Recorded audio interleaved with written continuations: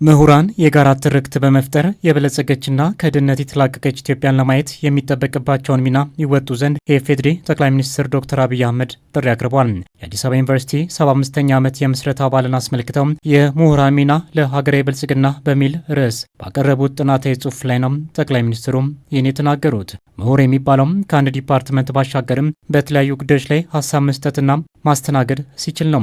ከአንድ ዲፓርትመንት በመውጣት በማህበረሰብ ውስጥ ጠብ የሚል ነገር ማበረከት ሲችል፣ በተጨማሪ ምሁር በዘርፉ የሚሰጠውን አመራር በተሰጠው መገበያም ለይቶና አውቆም የሚገለገል መሆን እንዳለበት አብራርተዋል። የምሁራን ሚና ለሀገር ብልጽግና እጅግ ከፍተኛ ሚና ያለው ምሁር በዘርፉ የሚሰጠውን አመራር በተሰጠው ከረንሲ የሚሰጠውን አመራር አውቆ ለይቶ የሚገለገል ሲሆን ነው። ምሁራን የጋራ ትርክት በመፍጠር ምሁራን የበለጸገች ከድህነት የተላቀቀች ኢትዮጵያን ለማየት የሚጠበቅባቸው ሚና ይወጡ ዘንድ ምሁራዊ አመራር መስጠት ይጠበቅባቸዋል። ይህንን ለማድረግም መሪነት ራስን በማሸነፍ የሚጀምር በመቀጠልም ዘመንና ጊዜን የሚዋጅ ተራማጅ መሆን እንዳለበትም ነው የተናገሩት። መሪ በመጀመሪያ ራሱን ያሸነፈ፣ ራሱን የሚያነጋግር፣ በውስጡ ያለውን ቮይስ እና ኖይዝ መለየት የሚችል፣ ኖይዝ ሰፕረስ እያደረገ ለቮይስ ስፔስ የሚሰጥ፣ ከራሱ ጋር መወያየትና ራሱን ማድመጥ፣ በዚያም ሂደት ራሱን ማሸነፍ ያስቀደመ ሲሆን ነው። ራሱ ጋር መነጋገር ከተለማመደ በኋላ በራስ እና ከራስ መነጋገር በቂ ስላልሆነ ጊዜን ለመዋጀት፣ ጊዜን ለማትረፍ፣ ጊዜ ፈጣን ጋላቢ ፈረስ መሆኑን አውቆ እያንዳንዱን ወቅት ለተገባ ዓላማ ማዋል የሚችል ሲሆን የሀሳብ ምሁር ለመባልም ትናንትን መዳሰስና ነገን ማየት ብቻውን በቂ ባለመሆኑም ዛሬም መስራትና ተወዳዳሪ ሆኖ መገኘት እንደሚያስፈልግ በመግለጽ ነው። በመሪነት ውስጥ የምሁርነት አንጓዎችን በሶስት የሚታዩ መሆናቸውን አብራርተዋል። ጠቅላይ ሚኒስትሩም በቅድሚያም የሀሳብ መሪዎች ምሁራንን በማንሳት ትናንትና መዳሰስና ነገን ማየት በቂ አይሆንም። ዛሬን ጠንክሮ መስራት ይጠይቃል የሀሳብ ምሁር ለመሰኘት። ለምን? ሀሳብ የለውጥ ኃይል ነው። ምሁራን የለውጥ ወኪል ናቸው። ምሁራን ልክ አንድ ሰው የህዝብ ወኪሉ ነው ተመርጦ ተወክሎ ፓርላማ እንደሚገባው ሁሉ ሀሳብን ወክለው በፖለቲካል አውድ፣ በኢኮኖሚክ አውድ፣ በሰዎች መስተጋብር ውስጥ የሀሳብ ወኪል ሆነው የሚንቀሳቀሱ ኃይሎች ናቸው። ሀሳብ የለውጥ ኃይል ነው። ምሁራን የዚያ ወኪል ናቸው። ውክልናቸውን በወጉ የማይወጡ ከሆነ ውክልናውን በወጉ እንደማይወጣ የህዝብ ተመራጭ ማለት ናቸው። ሁለተኛው የአመራር አይነት የተቋም መሪነት ሲሆን ይህም መንግስት በሚለው ውስጥ የሚካተት ከዓለም ኢንዱስትሪ ቤቶች ጋር መሄድ የሚችል ሀገራዊ ቁመናን የመፍጠር ስራን የሚያከናውኑ መሆኑን አብራርቷል። በተጨማሪምና በሶስተኛነት የተነሳው የማህበረሰብ መሪዎች ሲሆኑም ለለውጥ ዝግጁ ያልሆኑን ማህበረሰብ የማስተማር ስራዎችን የሚያከናውኑ መሆኑን አብራርቷል።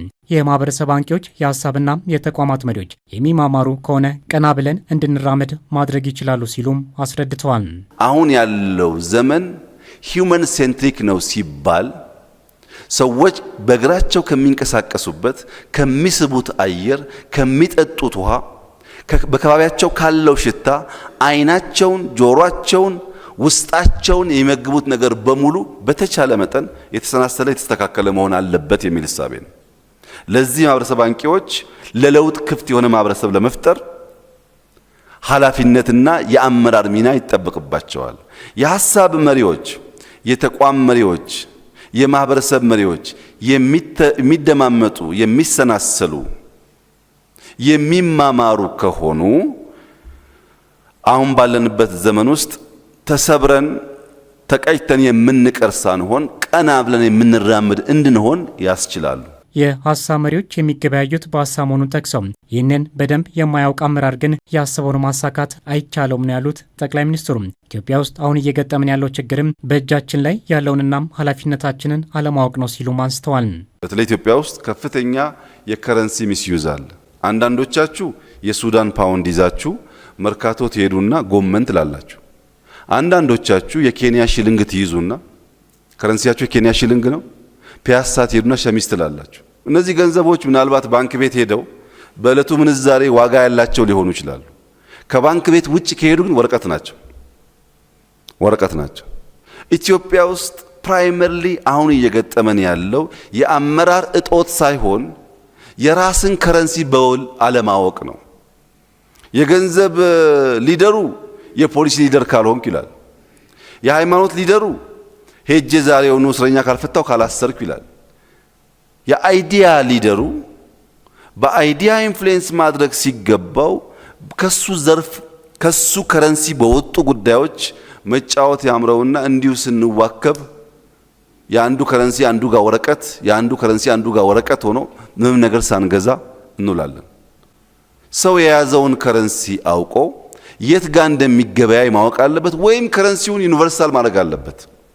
አሉ ጥቂት ሰዎች ከረንሲያቸውን ከፍ አድርገው የሚጠቀሙ፣ አብዛኛው ሰው ግን ከረንሲውንና ሮሉን ሳያቅ ሊደር መሆን ነው የሚያስበው። ማህበረሰቡን እንዲያርጉ ተነሱ፣ ተቀመጡ፣ ሂዱ ይላል። በመሆኑም የሚታዩ ችግሮችን ለመፍታት እጃችን ላይ ያለውን መገበያ ማወቅ መፍትሄ መሆኑን ጠቅላይ ሚኒስትር ዶክተር አብይ አህመድ የምሁራን ሚና ለሀገሬ ብልጽግና በሚል ርዕስ ጥናታዊ ጽሑፍ ባቀረቡበት ወቅት ጠቁመዋል።